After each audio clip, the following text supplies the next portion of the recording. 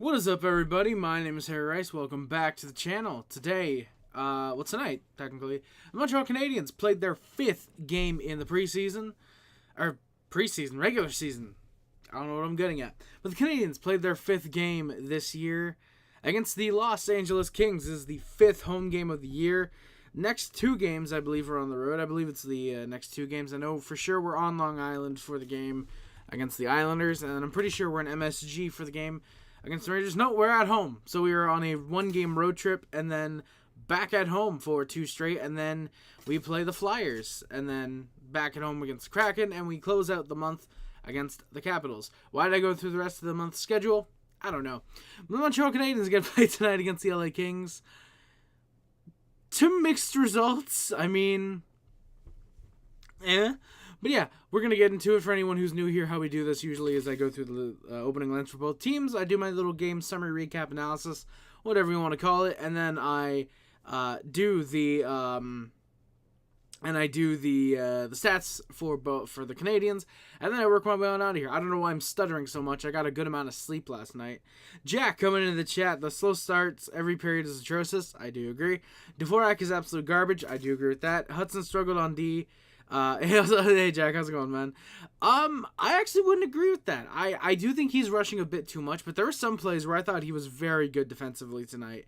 I thought he played an alright defensive game. I think in terms of offense, he doesn't want to shoot as much because I think he is looking for a lot of tips. He's not looking to score as much. He's definitely looking for a lot more tips, which is why I think he's not shooting as much because there's not a guy available for that. But on actual D, on defense, I thought he was all right tonight. I think that he definitely improved from last game where he was kind of iffy. I think tonight he played a decent defensive game. But yeah, the slow start's definitely not helping the Canadiens in any way whatsoever. But yeah. So anybody who comes in, of course, anybody got any comments or any questions, put them in the chat, and I will read them. We're going to get right into the game recap because we've got no more early comments to answer. The opening lines for the Canadiens were Caulfield, Suzuki, Slafkovsky, Newhook, Doc, Armia, Anderson, Evans, Gallagher, and Heineman, Dvorak, Kapanen, Matheson, Barron, Hudson, Gooley, and Jack-Eye Savard were on the blue line. Sam Montembeault, of course, would get the start in net. I actually thought they might have gone Caden Primo here, but probably better that we didn't. No offense to Primo, but just the amount of shots, the shot volume, and the amount of good chances the Kings would get. Yeah, Primo backs him up as he was needed to. I don't think he's going to get a start for a little while, especially the Islanders and Rangers. I'd assume they're both Monty starts. The opening lines for the Kings were Laferriere, Kopitar, Kempe, Moore, Deneau, Fogle, Fiala, Byfield, Lewis, and Andre Lee, Turcotte, and Jeannot.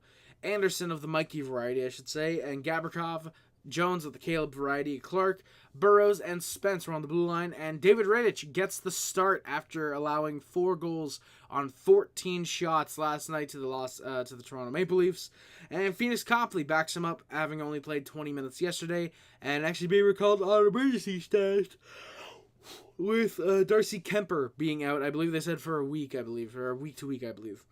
Before the game, 2 milestones. David Savard hits 800th NHL games. Props to him.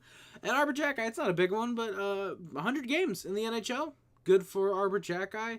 Hopefully he gets his game back soon because holy shit, this boring to watch him out there right now.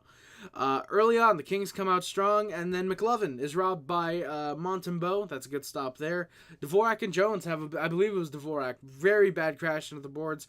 Thankfully, both look all right, but the skates just a little too close for comfort. Thankfully, neither man injured on the play, but that looked like it could have been 7 ways that it could have gone very, very bad. Kopitar has a good chance. The shots are 3-0 for the Kings early on. Montembeault is the reason this isn't 2-0 very early on in the game. Genuinely, he played a very, very good game tonight. Chef Camaro. Oh, gee. I wonder why he's putting in the chat. Gee, I wonder why. Goddamn Lindy Ruff. But yeah, Montembeault, again, is the reason the Kings don't win this game like 7 or 8-1. But then again, there's points in this game where David Rittich is the reason the Canadiens don't win this game 5-4, for example, or 5-3. Both goalies played very well tonight. I think Rittich had a very good rebound after the game last night, and Monty just being the typical Monty, playing very good hockey, being a very good goaltender. Sporty, how you doing, man? God, I can only imagine how much pain you're in after losing to the Columbus Blue Jackets, which, yeah. Anderson gets an ear break, does good deke, but Rittich makes the save, good one there. Armia then nearly gets sprung by Hudson on a 2-on-1, but it's just offside. That sucks. Canadiens press, some back and forth. Jones has a trip on, I believe it was Gooley, but there's no penalty. But doesn't matter. Habs score. Justin Barron at the blue line. He gets some space, gets up into the play, and goes around, and a wrap chance. He scores. Justin Barron. Justin Barron opens the score. My apologies.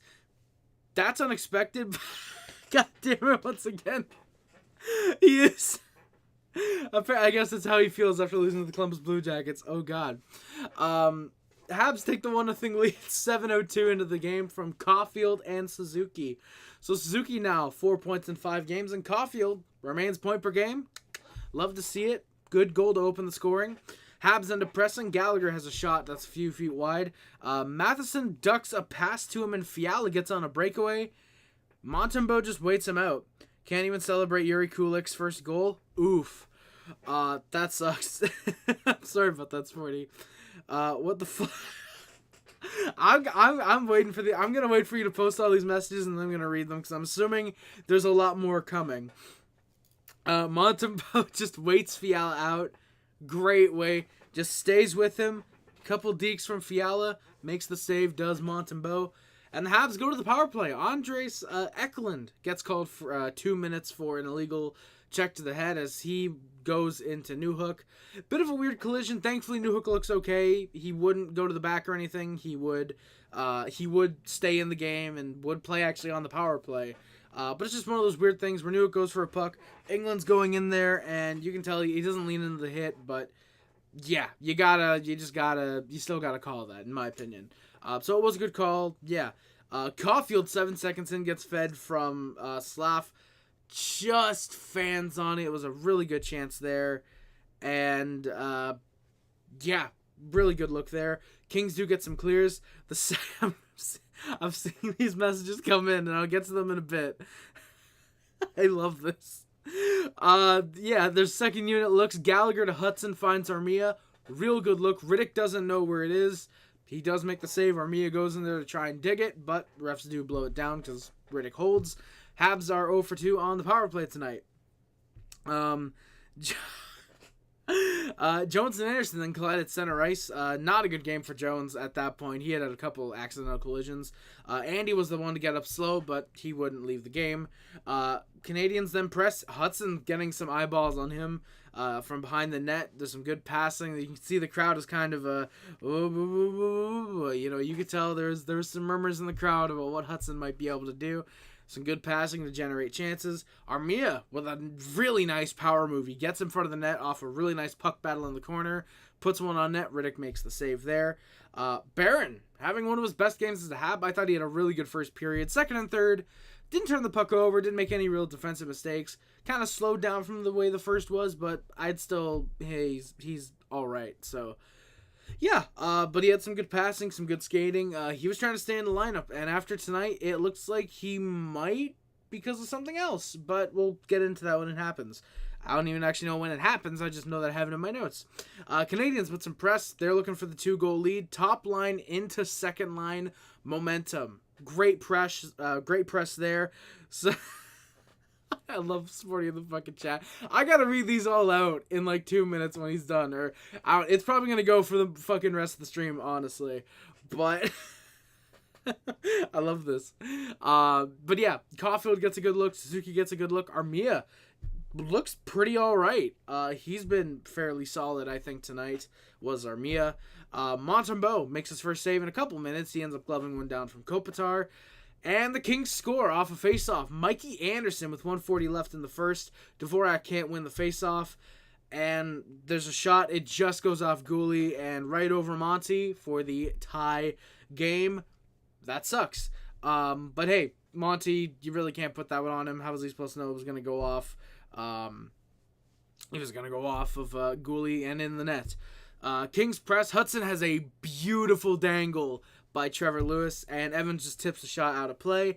Shots in the first period are 13-9, but it's a 1-1 tie game after said first period.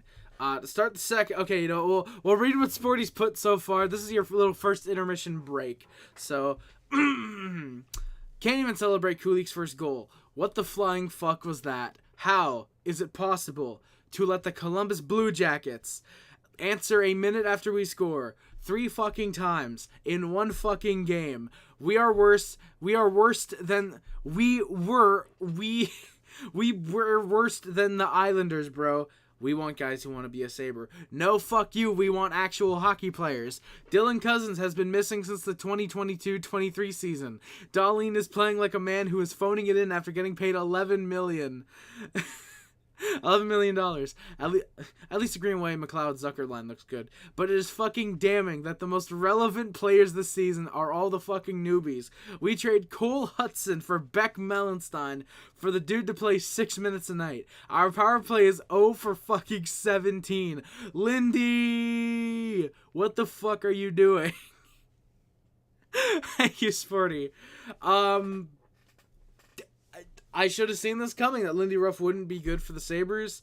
I thought he would, because he had 2 pretty decent tenures before, especially obviously the one that took the Sabres to the 06 and 07 conference finals, but yikerinos. Yeah, the Sabres just... next year's maybe the year.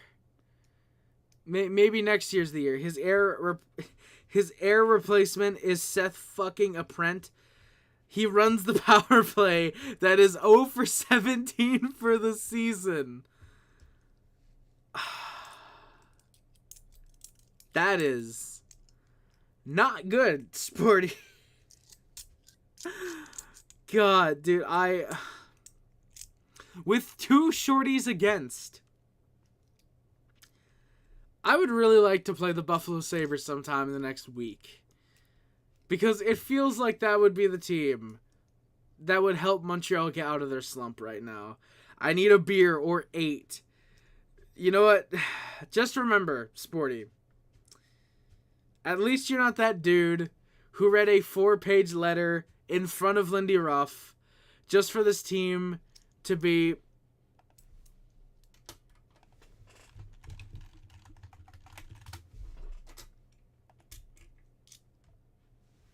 One 4-1. You know what? Hey, here's the thing at least, Sporty. You're scoring the 3rd most goals in the league. You're scoring the 3rd most goals. Or in the division, I should say.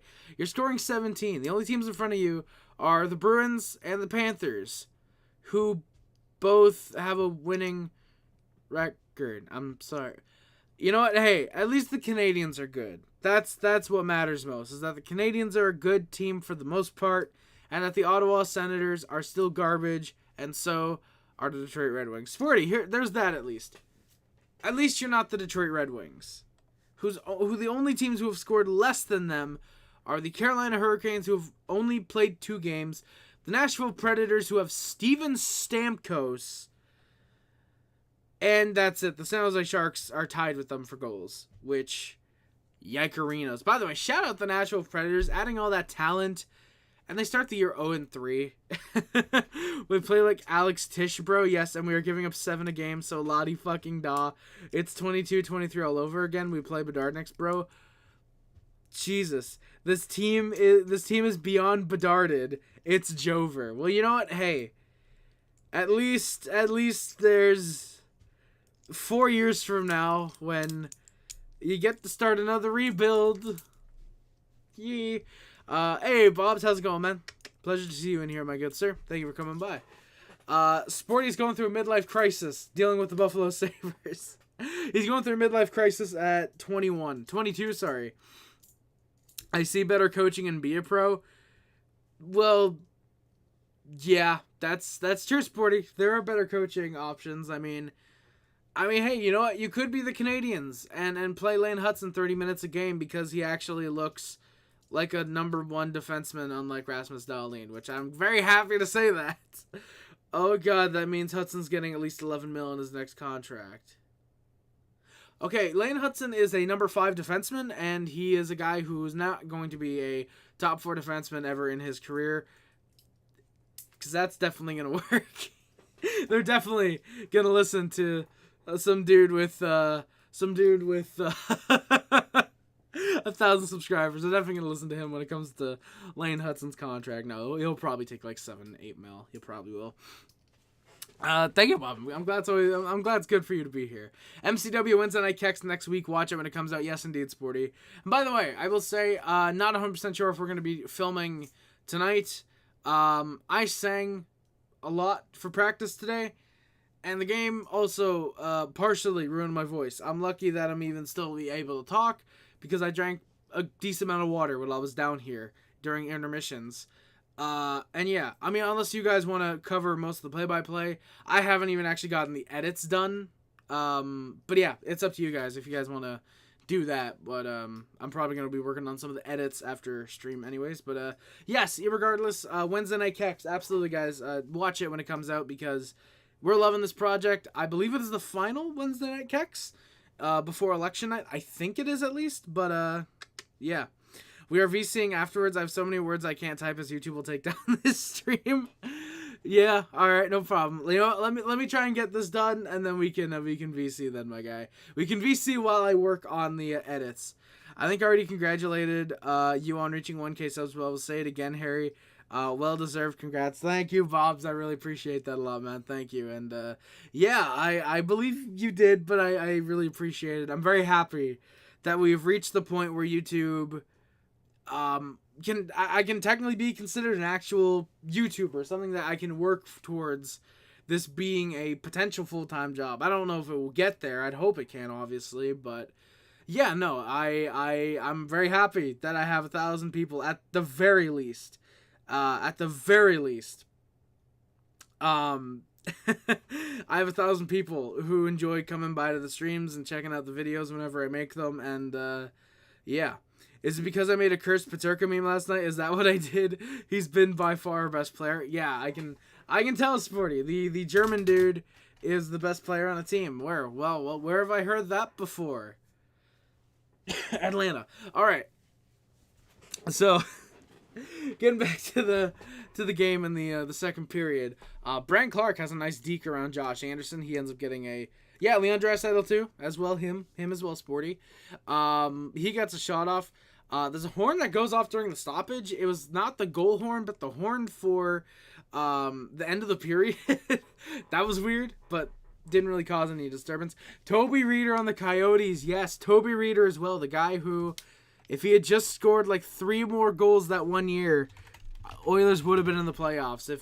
If only Toby Reeder had managed to score more than 0 goals. If he could only have potted like 3 or 4, Oilers maybe could have made the playoffs. But you know what? Hey, that sucks. I love anyone who remembers that. By the way, shout out Toby Reeder for literally being blamed for the reason the Oilers missed the playoffs in 2018-19, despite having fucking Connor McDavid put up 116 points, which I believe was 3rd in the league that year, I think.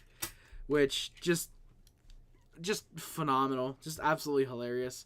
But yeah, I'm in the depressed part of Sabres hockey right now after I did all my screaming. Oof, Sporty. Okay, keep going. Thank you, Sporty. So Harry, at 2-3 on the very young season, most Habs fans are crawling out onto the roofs of tall buildings and are likely to jump. Can you please tell them why they should not jump yet anyway? Sure thing, Bob. Lane Hudson. All right, moving on to the game. No, it's not just Lane Hudson. As well as this season being very young, this is a Habs team that's very young. It's a team that I honestly could have stopped at Hudson and would have been like, yeah, for a point. But no, with the team is very young. Lane Hudson is 20, I believe 21 maybe. Might have just turned 21, but he's very young. No, he's 19, I think, actually. But he's very young. Caulfield, Suzuki, Slavkovsky, these guys are just about to enter their prime. Slavkovsky's probably a good 4 or 5 years away from entering his prime. This is a team that, well, there's certain guys like Dvorak and Anderson who don't deserve to be here and probably should have been traded in the offseason. This team looks incredibly promising. If Patrik Laine were here, we might have scored an extra goal or two. We have a very, very, very good chance. Sam Montembeault is playing the best hockey in his career right now. He's playing fantastic, keeping us in every single game until the end, or at least until Christian Dvorak decides to lose 2 faceoffs and screen Montembeault for no reason. But Monty has been playing fantastic. Caulfield, point per game, 4 goals in 5 games. He's looking like he's going to be a legit 40-goal scorer this year. Nick Suzuki, playing very well on both ends of the ice. Again, Patrik Laine. And we still got Ivan Demidov to look forward to, probably at the end of the year, I would imagine. Hopefully for at least the last game or two. Hopefully like Hudson last year. I forget when the KHL season ends, but hopefully Demidov for a couple games. Montreal has a very bright future. You know? Like, yes, we played great against the Maple Leafs, and we won because of Sam Montembeault. We go to Boston, and we lose a game that, unfortunately, just wasn't that great for us. Unfortunately. Then we play a pretty decent third game. I gotta remember which game was the third. I know we won the third game. I forget who it was. Come on. I don't want the draft history. Not this time, at least. We play a very, very good game against the Senators and beat them 4-1. We played a very good game. Even against the Penguins, for parts of the game, for a good half of the game, we played well. Lane Hudson in every single game has had a couple highlight reel dekes. Might not be scoring. He's setting up guys for sure. And yes, he's finally below point per game in his career, which sucks, but I'm sure we'll take 7 games and 6 points. I'm sure we'll take that. Tonight wasn't that great. Yes, for sure. But we've got a very fun stretch coming up. The Islanders, who we always seem to beat, we got them coming up. The Rangers, who are always a very fun matchup. The Blues, who we seem to own recent years. The Flyers, getting to own Ivan Demidov. Not Ivan Demidov, sorry, Matvei Michkov. Well, technically we do own Demidov, but getting to pwn, I guess, if you will. Matvei Michkov. The Seattle Kraken, getting to own Shane Wright. And then the Capitals, who don't look that hot right now, especially with Ovechkin still having 0 goals at this point. There's some hope, Bob. There is definitely some hope. There's definitely some hope. I will say, by the way, Suns, how's it going, man? We're beating you on Saturday. With 0 goals in regulation, yeah, no, Habs are scoring at least 3 on Ilya Sorokin, probably. But there's some hope, Bob, definitely. I do think that, again, this team is young. We're looking very, very promising. I do think that next year we are taking a big step. I think that this year, especially with losing Patrik Laine for the first 2 months of the season, at least 2 to 3 months, hopefully closer to 2 rather than 3, this team with Patrik Laine looks really, really good. Without Laine, yeah, we're slightly worse, but most teams are probably worse without a 30-40 goal scorer on their roster. When Laine gets back, you will see an improvement in the offense. You will see the offense going up. You'll see the offensive chances for the Canadiens going up and the offensive chances against the Canadiens probably going down a little bit. This is a team that is looking good for the future. So, well, yeah, this year we were all hyped for it. It probably ends up very similar. We might be 3-2, maybe. You know, I don't think we're 4-1 or 5-0 just because we have Laine on the team. Maybe we are. Maybe we're 0-5. Maybe Laine is so good on the team, but teams just know how to defend him, and we end up 0-5. I don't think that's the case. We probably are 3-2 more than likely. But still, Patrik Laine is going to help this team a lot when he's healthy. And I'd say just wait. Just wait, because don't jump off yet. Because when the Canadiens are Stanley Cup champions by 2030, oh boy, you're going to want to be alive to see that parade. And believe me, I hope to be. All right. Yeah, so Brent Clark, good deke around Anderson. He gets a shot off, the horn goes off. I've been saying that this team is still a work in progress. It will continue to be until our defense matures and are capable of defending and adjusting the offense. Yeah, Bob, exactly. I mean, I think that we are going to take a step this year. I think we are going to be closer to 40 wins than we have been the last 3 seasons. Under the rebuild, I do believe that the rebuild is basically over. If it's this year, for example, I think that one more pick couldn't hurt the team. Obviously, I mean we have two because we either have Calgary or Florida's, and weirdly, it's looking like we're gonna get Florida's and be happy about getting Florida's. Especially considering they just lost to the Canucks tonight in OT, which you can actually see right here. It's scrolling down the pipeline right there. But yeah, I don't think that, I think one more pick definitely can't hurt. Get a guy for the third line. Depending on who we pick. I mean, I haven't actually looked up a whole lot about this year's draft class. I know that it's not Gavin McKenna. It's Roger McQueen. Those guys are in this draft. One more guy isn't going to hurt this team. Getting another 2 first-round picks will not hurt this team. I do believe that the Montreal Canadiens are going to be very good. We're going to be very good starting next year. Now, of course, whether that means at the deadline we're trading off Matheson and Savard, for example, and relying on the young guns mostly, I don't know. And yeah, I think that it's patience. It's all about being patient. It's all about having patience when it comes to a rebuild, And I get that the Canadiens have gone in and out of a rebuild in faster time than the Red Wings have started one, ended one, and begun one. Faster time than the Senators have started, ended, and began a rebuild. So it's patience. It's all about that. Blues win. Jake Neighbors. Isles lose 1-0. Islanders are trash, dog. 34 save shutout for Joel Halford. That's phenomenal. It's hilarious that so many Habs fans say that they're done with the rebuild. I expect winning now. My response is, where is your magic wand? Because it takes time to bring NHL D-men to the prime. Exactly. Usually 24 to 28 years old is I would say, their prime. Gooley's 2-3 years away from entering his prime. He's still a very good defenseman now. Hudson at 19-20 is already a very good offensive defenseman. He'll take time to develop that defensive game. Arbor Jacki, same with him. He's not throwing the body around that much, but he's working on his defense, I feel like. He's still working on that defensive game, which is why he hasn't been a healthy scratch for Jaden Struble tonight, for example. Because Struble is fully healthy. He apparently can play anytime now. But, yeah, it takes time. It takes time to get NHL defensemen in their prime. It's good that we're playing guys like Gooley and Hudson, and at the same time we're taking our time with Reinbacher and Mailloux. It's good that we're doing that. I'm perfectly happy with the rebuild, and even if this year ends up being another rebuilding year, if you get a top 10 pick, you're just adding a better player to this team. 2 better players probably. You're adding even more offensive phenomenalness. You're adding even more great ability to this team. I don't think it's going to necessarily end up being a Roger McQueen, for example, but because I'm pretty sure he's projected to go first overall, I believe. Let me just look at some of the guys. Oh, no, it's James Haggins. Yeah, it's the James Haggins draft. I forgot about that, too. Let me look on Tankathon right now, for example. Say we draft a top 10 guy. Say we draft top 10. We actually could have that potential to draft Roger McQueen, funny enough, because he's projected right now at 6th.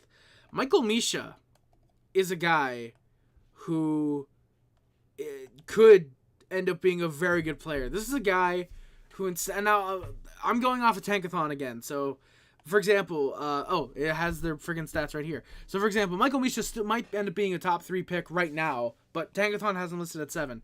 This is a guy who in 7 games has 11 goals. He's a center left wing too. You put Michael Misha with Kirby Dach and Ivan Demidov, you're getting 55 goals at least from Michael Misha, more than likely. Now again, it's probably not going to end up with James Haggins or a Porter Mortone. Probably not ending up with one of those guys. But you end up with, say for example, somehow a Roger McQueen and a Michael Misha, I should say. That's quite good, And I have to do some research on guys further down the line. I'll admit that, but there's some guys here who look like they could be good. Jacob Scott the Woz. Come on, you got to pick Scott the Woz at some point. For me, I think if this year ends up being a rebuild, if he ends up being a rebuilding year, I'd be completely fine with that. Because you're just adding to this team and making them better for the future. McQueen is top 7? Yeah, exactly, yes. Like, say, for example, we do end up getting 7th. Say we get lucky and fall a little bit and we end up 7th. That's fine. If you can get Roger McQueen or Michael Misha. Misha screams ratty and right. Well, I mean, there you go. We could probably still draft him then with a late first-round pick. But even then, I don't think he screams that to me at all, Sporty. You look at a guy, and he has 11 goals in 7 games, not to mention the 3 assists as well. Michael Misha is going to be a guy who's very good in the NHL, in my opinion. Even if all he ends up being is a second line guy. If the Canadiens draft him at, say, 6th or 7th, just say, for example, that's completely fine. That's arguably the only thing we need. I like Newhook. I think he'd be great as a third-line center. I don't know if he's a second-line guy. I'd be completely fine with him being a third-line center in between maybe, say, Waugh and maybe, say, Kapanen maybe, or Heineman, for example. I think that Waugh and Newhook would be very, very good together. They're two speedy, fast, skilled guys. You already have Michael Hedge. That's true, we have Michael Hedge, too. Shit. Well, still, Newhook plays the wing. Then you go Newhook and you go Waugh on the third-line right wing, and then you just stack the fourth line with Jackeye, Kapanen, and Heineman, or Farrell, or you can get a mix of guys in there. Dude, the Canadiens are built for the future. Like, here's the funny thing. Say we do get a Michael Misha or Roger McQueen somehow. That almost hurts the Canadiens with how much talent they have. You can't go defenseman because you already have Hudson, Gooley, Reinbacher on your top 3 or 4. You could maybe draft a defenseman with the late pick, honestly, because I like Mayu. I do potentially see him being trade bait to move up maybe, or maybe he's a trade bait in some type of move. I don't know. Or hell, trade the pick here. It honestly could be, Sporty. It actually could be, because I honestly think, the way I see it, if the Canadiens wanted to use 7th overall, let's just say again, for example, we have 7th overall. And by the way, Bobs, I didn't forget you. I'll get to your comment in a second. I'm just really enjoying this discussion. If, say, we have 7th overall, I think this is when the Canadiens look to move it, because you already have Suzuki, Caulfield, slot for that top line guaranteed. You have Doc and Demidov for that second line. I could completely get if you do draft a Michael Misha, but if he does end up being a ratty and a right, and he moves down, for example, he slides down, you pick him with the Calgary or Florida pick, whichever it ends up being. Maybe you have 2 top 10 picks. I don't know, maybe. But you pick him with 1 pick, and let's just say 7th overall regardless. If you want to trade that and get a really good defenseman, you could. If you want to trade out Matheson at the deadline, because honestly right now, I'm thinking Matheson is the guy out. I think you're keeping Savard as a third pairing guy for the next year or 2 at least. I think Matheson could be the guy on his way out at the deadline. I don't think he has... I think he has 2 points this year so far. Obviously, it's early on. It's 5 games in. I wouldn't be surprised to see Matheson moved out. But if you move that, you have Hudson and Gooley then on your left side. On your right side, you've got Reinbacher for the future. And if you want to acquire a pretty good right-handed right side defenseman, there's going to be guys available. There's absolutely going to be guys like that available for a 7th overall pick. For me, I don't know. I think the way I see it, I think you could do it. I think you could honestly do it. I think it is going to be a trade the pick here, Sporty. I think that's a very good point. I think it's a trade the pick here. So Bob's asking, my thoughts on Demidov being benched in Russia. He's got 16 games with 5 goals, 4 assists, 9 points. Not trouble for an 18-year-old playing against men. What's up with getting benched? It's a punishment, Bobs. I'm pretty sure you've heard this before, and plenty of people are going to say it again. I'm not going to be the only one saying this, obviously. It's a punishment for him coming over to America next year, for him coming to the NHL. Well, technically coming to Canada, but you get what I mean. Coming to North America and coming to the Montreal Canadiens. It's for me, I don't like it, of course. I'd rather him having signed and come over to play in the AHL, even if that's what it means, because he said he's not ready for the NHL, and I respect him for not being like, oh yeah, I could step in now, being like, no, I need a year at least. I'm not NHL ready. Kudos to him. But with Demidov's character, he had that contract with the KHL, and he told the Canadiens, I want to fulfill that. I got 1 year, and then I'm yours. You guys sign me. I'm coming to play next year. Just I have this 1 year left with the KHL. That's my commitment. I want to play there. You know, unlike Michkov, who, oh no, I want to go to the NHL right now, terminate my contract, you know.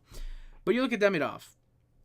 He's getting benched, and he's got 5 goals, 9 points, 16 games. It's purely a punishment. It's clearly not because of lack of talent, because he's arguably outscoring Demidov, where Demidov was scoring last year in the KHL when he got traded to, or loaned to Sochi. And you look at how Demidov's scoring now, he's on pace to outscore Michkov, sorry. And he absolutely would if he were given those top 6 minutes. I think he absolutely would have an extra goal or two, at least at this point in the season. Maybe an extra assist or two instead, maybe. But he'd have a couple more points. Demidov is one of those guys where he's not going to openly complain about it. Even if he hates that he's getting 4 or 5 minutes a night sometimes. This is a guy who... And by the way, I want to address the KHL, the KHL head coach. Demidov's head coach in the SKA St. Petersburg. This is a guy who says that, oh, well, Demidov's only getting benched because he's got to step up and show, you know, that he's got more talent than these guys. So, and by the way, actually, it's 17 games now. He's 17 games. He is 6th on the team in point scoring. The only guys on the team that have scored more than Demidov are, and I'm going to butcher some of these names, 23-year-old Zakhar Bardakov, 23-year-old Arseny Gritzyuk, 26-year-old Vasily Glotov, 29-year-old Valentin Zykov, who is a former NHLer, and 34-year-old Sergei Plotnikov. Those are the only guys that are outscoring Ivan Demidov this year. You're trying to tell me that, at least forward-wise, and by the way, Tony DeAngelo, 15 points in 9 games. Shout out to him. He's back in the NHL next year, hopefully. You're trying to tell me that Ivan Demidov is seriously not better than Vladimir Alistrov, who has 1 goal, 5 points in 16 games. You're trying to tell me he's not better than Sergei Tolchinsky, who's another left winger, 16 games, 2 goals, 1 assist, 3 points. You're trying to tell me he's not better than Pavel Dedanov, who in 12 games, how many points does he have? 0. You're trying to tell me that Demidov's not better than any of these guys, to where he has to be the guy to fight for his roster spot? Like a guy like Vasily Glotov, I get, because he's got 9 games, 6 goals, 7 points. Very good. But Demidov, in very limited ice time at 18 years old, playing with men, is putting up pretty good numbers, especially considering he's playing those 3rd, 4th line minutes. He's not getting much ice time whatsoever. For me, I don't see this as being anything more than a punishment for him coming to North America next year. He's playing very good. And actually, I'd say he's got 17 games played, 5 goals, 5 assists, 10 points, actually. I thought it was just 17 games with the 9 points, but no, he has an extra assist now. It's very good for an 18-year-old playing against men. He's getting benched as a punishment. That's really the only reason. It said, the head coach said that, oh, well, it's because, you know, he's got to fight for his ice time and he's got to take that next step up. It's like, this is an 18-year-old kid who's playing against men and putting up pretty good numbers doing it in 3rd, 4th line roles. Yeah. I don't know. For me, I think it's a punishment, and the sooner that Demidov can get away from this fuck, the better.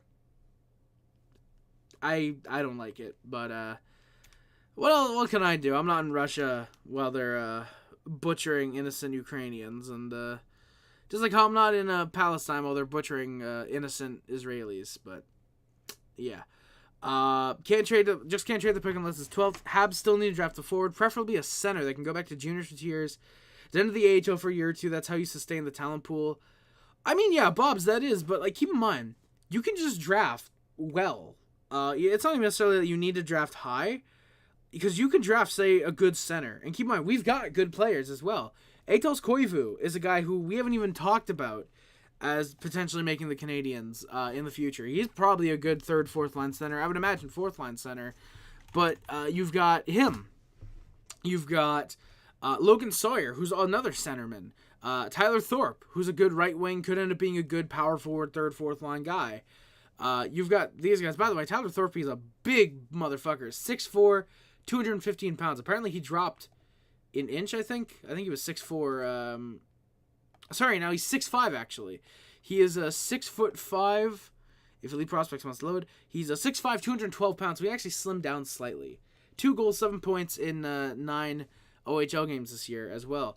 And even like in net, for example, Evgeny Volholkin, you've got him. You've got Quentin Miller, along with Jacob Fowler. Florian Jacki, you've got, who could end up being pretty decent. Owen Beck, we haven't even talked about him. He's a guy that might end up being traded. But Philip Mazar as well. That's another guy who could end up being a good pipeline type of guy. You've got players here who absolutely can be used down the line, and as long as you just keep drafting well, you're not drafting necessarily for, Ken Hughes and Jeff Gordon talked about this a lot, and a lot of people talk about this. You don't draft necessarily for who the best player is right now. You draft for who the best player is 5-6 years down the line. That's what you're trying to draft for. And it's tough to do. We can look at Aegis Koivu now and say, oh, he's a third line, maybe he's a third, fourth line type player. And then 5 years from now, maybe he's a second line center. Maybe he's just adapted so well to the NHL because of who his dad and his uncle are. He's taken a lot of advice and he's adapted when we developed him well, that he replaces Doc as a second line center. Would I love that? Yeah, because then that means you have Doc and Koivu, who are both great players that are probably playing together on the second line. Will it happen? Only time will tell. So for me, I think that we can afford to trade the pick, especially if it's for a good second pairing defenseman.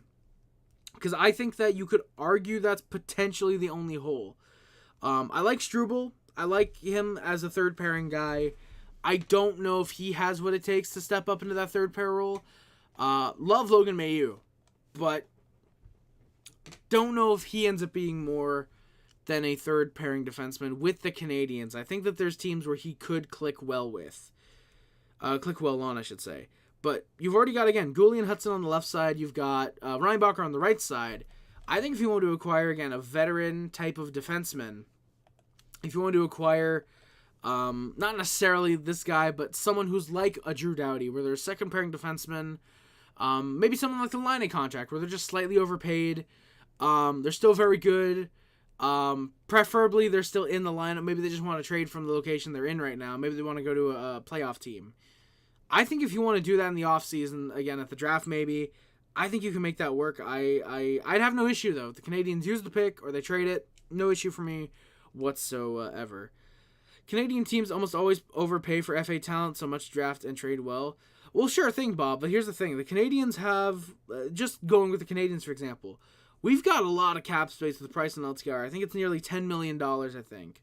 We haven't even put Laine on LTR. I think he's just on regular injured reserve. Because we'd be so close to the cap floor. That's why we haven't put him on LTIR. So, and you look at the contracts that we're signing. Slav just signed a really good deal, especially considering where how good the contract's going to look by the end of it. Slav and Caulfield as well. Gouli is going to sign a really big extension. You got to think as well. You got to think close to $6.5-7 million over 8 years. The Canadiens are going to have cap space, I think. Especially with the way the cap's going up. It's supposed to go up to what, like $92.5 million, something like that, next offseason, or this coming offseason, I should say. The Canadiens are going to be a very good team, and we're going to have cap space, whether we need to trade well or we end up overpaying for FA talent, because we looked at that. We apparently did look at Steven Stamkos and Jonathan Marchessault. I know for sure Marchessault we looked at. We apparently offered him a very similar contract to what he ended up getting in Nashville. He just elected to go to Nashville because he thought that their chances right now were better, which is very ironic considering the Canadiens have more wins than the Predators right now in the season. And he's got 2 assists in 3 games. For me, I think Marchessault at 5.5 would have been very good, especially for a second line winger, more than likely. I think that's very considerably very good. So the Canadiens don't necessarily have to overpay for talent because we probably offered him around $6 million, maybe 6.5. He just went to Nashville because they are a current playoff team rather than they'll be a playoff team in 3 years when Marshall's probably slowing down. And plus, Ken Hughes and Jeff Gordon are going to be very smart about FAs. They're not just going to go in and For example, let's just say after next year, because I think that's when Ovi's contract expires. Say Ovi doesn't retire and he goes to free agency. We're not going to look at that. Say he comes off a year where he scores 12 goals. We're not going to look at, name brand Ovechkin and go, here's $8 million for 2 years. No, we're going to go after guys where potentially Ovi, where if they want to win a cup, they will take those discounts. They will take those discounts and they'll come to Montreal to win a Stanley Cup. If they want the money, they'll go elsewhere. If they want to win a cup, they'll come to Montreal. That's the type of culture I believe the Canadiens are building. Very similar to the Boston Bruins of the last decade. You could argue 15 years, but yeah. I think that's the type of culture the Canadiens are building. So I think it's going to get to a point where you do not need to overpay for FA talent. You know? I mean, if you do, it might be instead of giving a guy $6 million, you might need to give him $6.5 maybe. Not very much at all. So it wouldn't surprise me if the Canadiens end up building a very good team with help from free agency. Again, defensemen could also be something you look at. Like if we're looking at it, I don't know if Cap Wages has projected guys who are supposed to be free agents. Can I go to UFA? I actually don't know if I can do this. View. Never mind. It's not actually telling me. That sucks. I really wish that I could see 2025 NHL UFAs. Yeah. Okay. So Spotrek has this. If I'm looking at who the top predicted free agents right now, if I were to look at defensemen, who are the best free agent defensemen that are about to be out there? Aaron Ekblad, Ivan Provorov, and this is going by a cap hit, so it's not necessarily literally the best. It's just by cap hit. Aaron Ekblad, Ivan Provorov, Jeff Petrie, Vladislav Gavrikov, Shea Theodore, Jacob Chikrin, Ryan Lindgren, Jake McCabe, and Alec Martinez. Those are UFAs. We're not getting into Bouchard, Miller, Byram, the RFAs, and all that. Those are pretty decent names. If we were to say, let's just say, for example, say you sign Aaron Ekblad. It's not going to happen, but let's just say Aaron Ekblad, that fills your hole at right D. Even if you sign him for 8 years, you're signing him with the expectation of you get that playoff pedigree and you get a guy who can help win you a Stanley Cup. Even a Shea Theodore, you sign him for, say, 5 years, I'm completely fine with that. Very capable second-line guy. Exactly, Bobs. That would be the best time to go after some big FAs. I think this upcoming offseason is the starting point where you can start going after top free agents for sure. Enzia, how's it going, man? Thank you for coming by, my good sir, by the way. I agree. Habs have a lot of guys who might turn out to be NHL stars, but as we know, drafting is a crapshoot. Yep. We will have a huge hole. No, we won't. We will not have a huge hole at right wing. Not at all, Bobs. That I disagree with.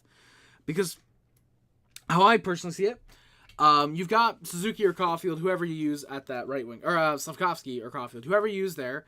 Then your second line, you've got Demidov or Laine, depending on who you use there. At the third line right wing spot, there's a couple guys you could end up using there. If I, again, just look at cap wages right now, for example. For the future, by the way, shout out Harvey Pinard not being on IR. or not being on the LTIR. By the way, I should say as well, Harvey Pinard did skate. He did skate. I took a solo lap before the practice today, so thankfully he's looking slowly good. You've got guys, though. If I can look in the minors, for example, Sean Farrell could be a guy who works there. Philip Mazar, I think, could be a pretty decent third-line right wing. Xavier Simoneau, we're not going to count him out. Josh Waugh could also end up being a guy there on that right wing. But say you use him on the left wing, and say it's Philip Mazar on the right wing. That's a pretty good third line right there. And hell, even then, you look at say you trade Philip Mazar and you use that, you have a third line right wing guy there. Let's just say we want to sign a guy. Say we trade Andy, trade Gallagher, for example, this offseason. Why not? Let's just say. Who can you replace him with? Guys who would probably be third line guys. If I'm looking at free agency right now, Riley Smith probably is a guy. I was about to say Marner and Branson and Jesus, no. Those guys are probably not going anywhere. Marner might actually. That'd be really fun. But Riley Smith, Anthony Mantha, Jesper Foss. Jesper Foss is a fantastic penalty killer, good third line type of guy. Even to an extent, sort of Cam Atkinson, Nick Aube-Kubel.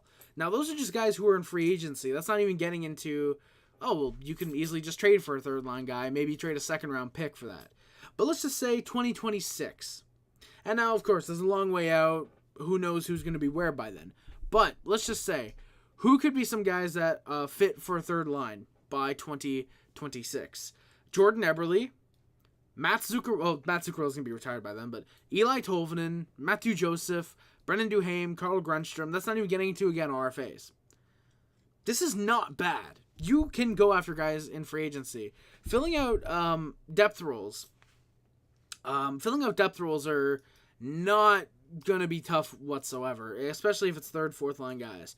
If it were top six guys that we need to fill out, say Andy and Gallagher were our top two right wingers, and, well, firstly, you'd have to assume they're performing like such, but let's just say, then yeah, there'd be a bit of an issue if we didn't have Caulfield and Laine, Demidov, all these guys. But you do. And Galley and Anderson are only third, fourth line guys. You are easily going to have guys to fill them out. And again, Bob, even then, like, almost all those guys I mentioned are still developing players, yes, but you can project where they're going to go. Mazar was projected as a second line guy when he was drafted. I think now at this point his ceiling is high third line guy, which I personally see him as a very good third line guy. That's what I see him as personally. Yeah, Bobs, I would forget about Laine if it weren't for the fact that I was really hyped when we got him, and I'm anxiously waiting for him to come back into the team. Yeah, I mean, half of them working out would be great, but here's the thing. Joshua, we know he's going to work out. We've seen him in the NHL. He's played great. I think he just needs that one more year in Laval, like he's getting right now. Philip Mazar might work out. Florian Jacki, as well as a guy, he's 20 years old playing in the AHL. He's playing fairly well so far from what I've seen. And he's a guy who can play all three positions. This is a guy where he's probably going to be a fourth line guy, yes, but to have a guy like that who can probably play penalty kill, he can be a center, he can play on the wing when you need him to. If someone's hurt, you can move him up in the lineup potentially. I think that's really, really valuable to have. And even Sean Farrell, to an extent, might be only a third, fourth line guy if he's not traded. That's still a useful third, fourth line guy. Philip Mazar again. Even Luke Tuck, you look at him on the left side, he can end up being a good guy. You know? Lucas C., how's it going, man? Thank you for coming by, my good sir. I was looking at 2026 free agents, and I saw Tyler Boucher, and I immediately thought, I should let Luca know about this next time I hear from him. But yeah, no, the future is going to be fun for the Montreal Canadiens, and yeah. So let's get into the game while I wait for more comments to come through. And plus, guys who are watching this afterwards are probably going to be like, they're probably going to be wanting me to get to the game. But yeah, he'll be retired by then. Luca, I love how much Luca just hates Tyler Boucher and knows that he's going to be a bust. There's Senators fans out there who believe that Tyler Boucher is going to be good. And you look at what he's doing, he's just not. He's not good. He's not a good hockey player. Like, this is a guy who was drafted instead of Cole Sillinger, Matt Coronado, Sebastian Cossa, who I might not like, but he has that potential. Jesper Wallstedt. The Senators need a number one goaltender. Jesper Wallstedt. Fabian Lysell. Wyatt Johnston. London's own Logan Mailloux. Like, it's kind of a yikes if you ask me. What about Bobby Boucher? He's a good football player. Bobby Boucher, very good football player. But yeah, rip Tyler Boucher's NHL dreams. Brian Clark. All right. Habs end up going to the power play 4:28 into the game. Into the period. Lewis gets called for roughing up Gallagher as he took off Gallagher's helmet. Gallagher finishes his play, then goes to the bench. Hudson's on the first unit. This is when they say shortly after Matheson was on the bench, so that's why Hudson gets promoted. 13 seconds in, Doc takes a hook on Danault. That was very unnecessary. Danault just ends up clearing the puck anyways. That sucks. Habs are actually here. They're 0 for 2 in the power play. So apologies. Earlier they were 0 for 1. During the 4-on-4, both teams press. Hudson continues being Lane Hudson. Matheson is where it said that he's not on the bench. And spoiler, at the start of the third, they said he would not return due to a upper body injury. I don't think anybody really thought that it was due to a trade. I don't think anybody thought that, but unfortunately, like I said, wasn't available, and yeah, that sucks. That sucks. He didn't return because of an upper body injury, and We'll see what happens. I would think that Jaden Struble gets into the lineup here, I would imagine, but we will see. I don't even hate Bush. He seems to be a good kid. He's been through a lot, just insanely overdrafted. Wanted Wallstead so bad. Luka, yeah, dude, if we were doing a redraft from the Sens pick onwards, I'm pretty sure they would absolutely repick. They would like to pick a guy like Wallstead over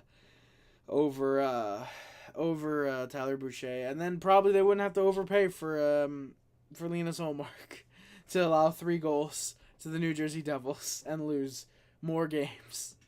But yeah, King's Press, but Monty has a pair of good stops, shorthanded.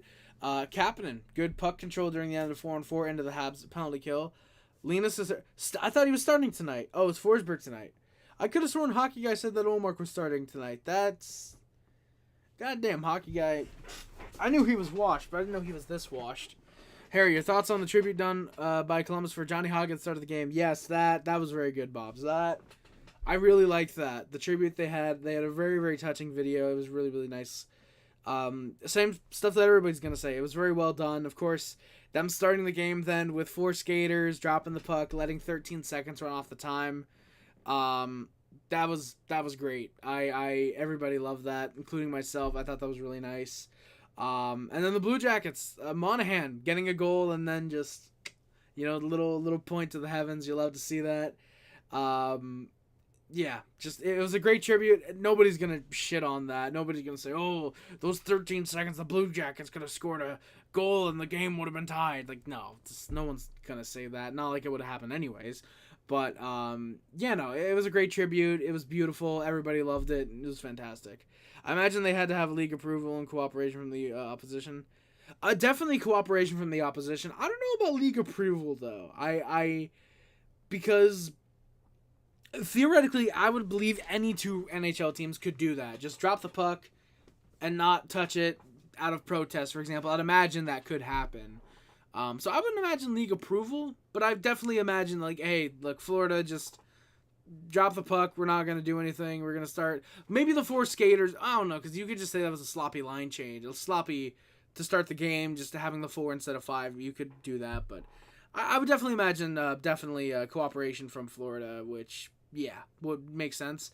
I wouldn't imagine league approval, though. I'd imagine the NHL probably said, hey, look, just do what you got to do and have a nice tribute for Johnny Gaudreau. I'd imagine that's the extent of the league approval, was just go for whatever you want to go for. So, yeah. Very, very good tribute, though. Very, very happy about that. But Kapanen, like I said, good puck control. He played very, very well tonight. I thought Oliver Kapanen was good. Habs are 1-for-1 on the penalty kill tonight. And then Lane fucking Hudson is what I put in my notes. Great hip check on Trevor Morris. He nearly had a break. Crowd showing him some love afterwards. Moore takes him down in the collision, and thankfully Hudson looks all right. Gooley would then break his stick. It was the second one of the game. Slav gave him a stick for the second time as well. Kings kept the Habs hemmed in for a couple minutes, but Montembeault makes a glove stop. Takes us to commercial with 9 minutes gone. I just don't think there was a legal way to stop the clock, but it was a wonderful tribute. I mean, because the puck's not in play, technically you could stop the puck. It's like when there's a board play and the puck just gets held against the board for extended time. I'm gonna blow the whistle, move it, or I'm gonna blow it, and they blow the whistle. I would assume it's something like that, where you just technically stop it at 13 seconds and just puck's not being played. Oh, it's 13 seconds. Probably just make it something like that, but yeah, no, that's what I'd imagine it would be. But even then, even if they had to get league approval, if they did, I won't imagine the NHL having any issue with that whatsoever. Just, okay, you want to waste 13 seconds at the start of the game? Not waste, but you want to have 13 seconds go by at the start for Gaudreau? Cool, go for it. Want to start the game with 4 skaters for that as well? Sure, go for that. But yeah. I mean, yeah, maybe some fans could have thought that. I'd be hard pressed to find some fans, especially in Columbus, who didn't know about Gaudreau and didn't know why they were doing that. But yeah, no, I kind of a little bit would be kind of hard pressed to find fans like that. But You never know. There's been weirder stuff going on. But, yeah. Kings press. There's no shots as the Canadiens were getting some good defensive plays. And Habs go to the power play. Jones gets called for an interference on Newhook. That was good there. Habs just looked disinterested. They didn't connect with any passes. Danault gets some shorthanded looks. They led the shots on the power play 2-0 as the Habs are 0 for 3 on the power play tonight. Habs do press after the power play ends. Anderson gets hit a couple times, just doesn't do anything.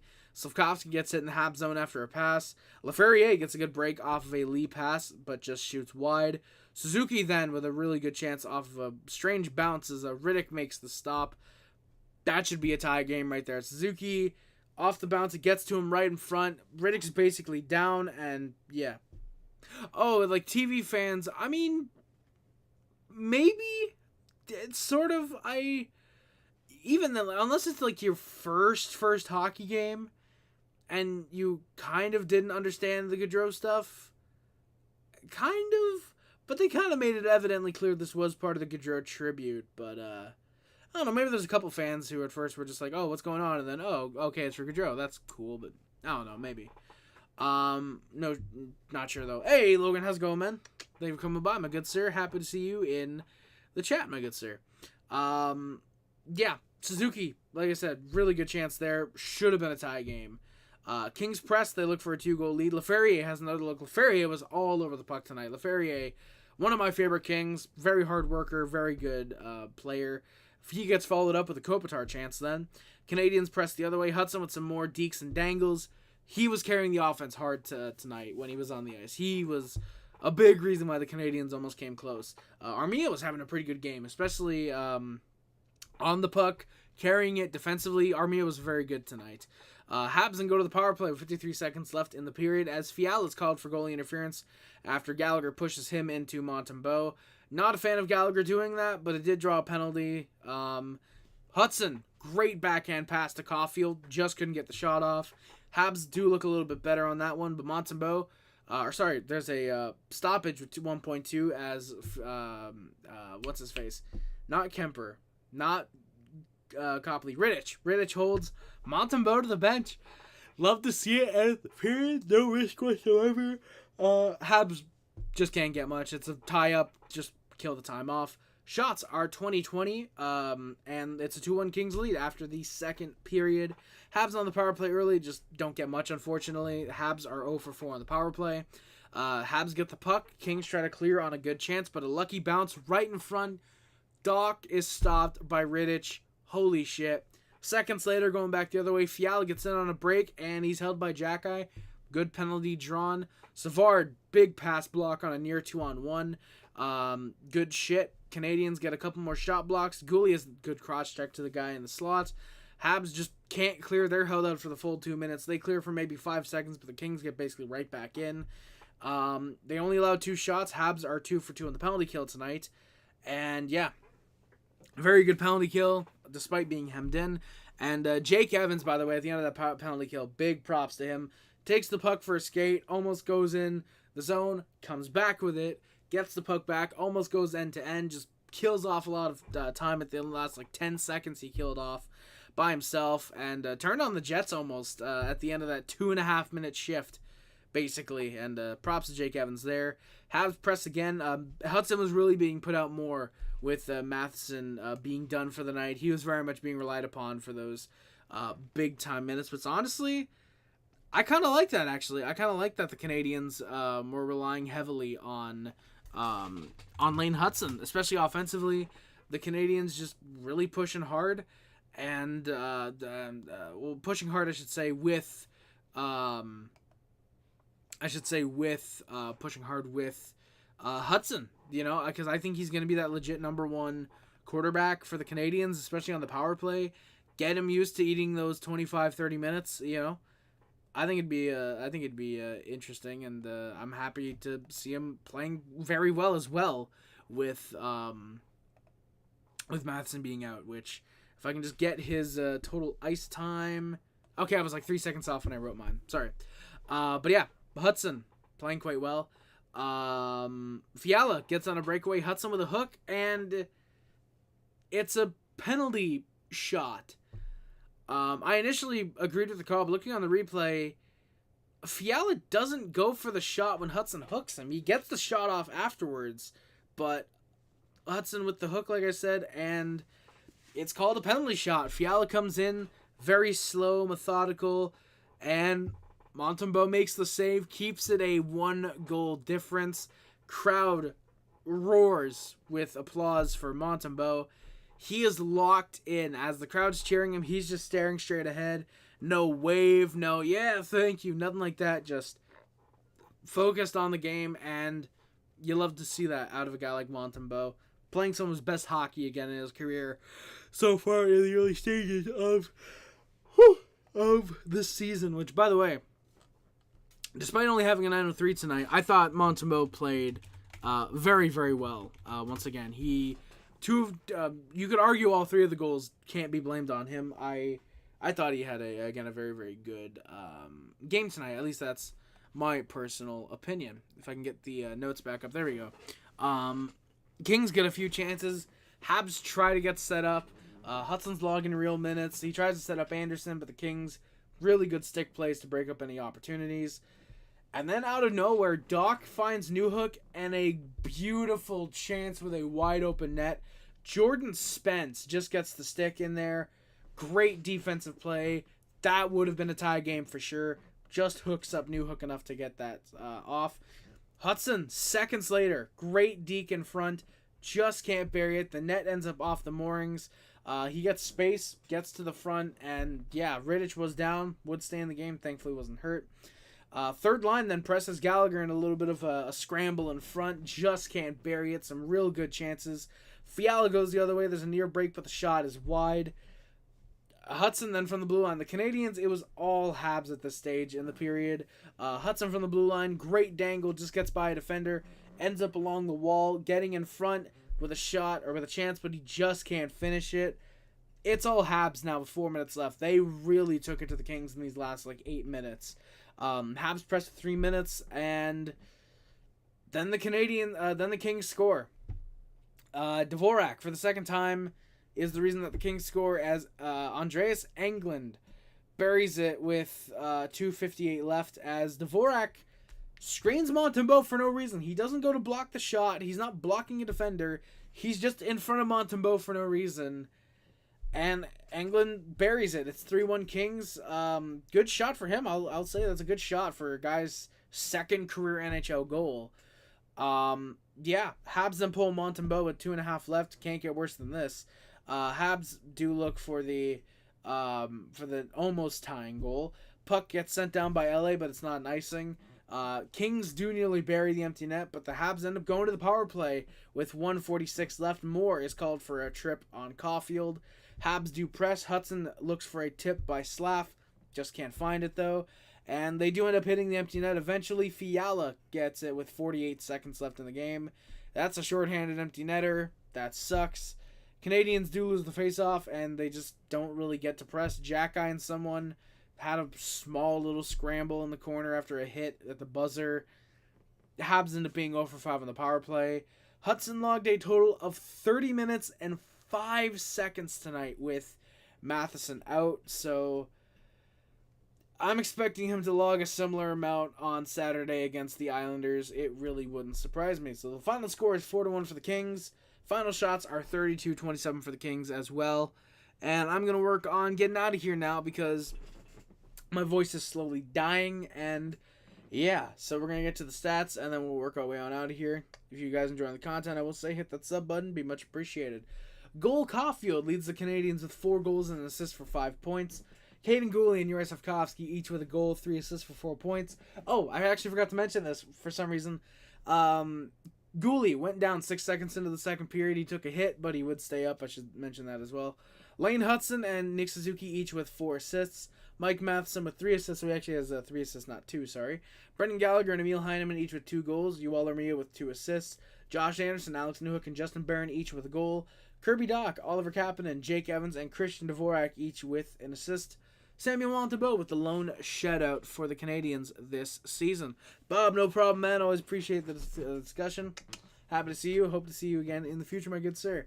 Just like with the rest of you guys, thank you guys so much for coming by. My name is Harris. Please do not forget to like, comment, subscribe, favorite, share, which includes but it's not limited to YouTube, Facebook, X, Instagram, Tumblr, and everything else.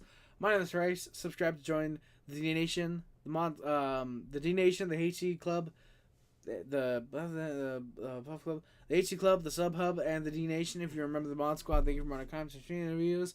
It is much greatly appreciated. Links in the description. Check those out. It'd be much appreciated. Thank you guys. And thank you guys again for watching. My name is Rice, and I am out. I'm already out. I just remember how bad we are like last year.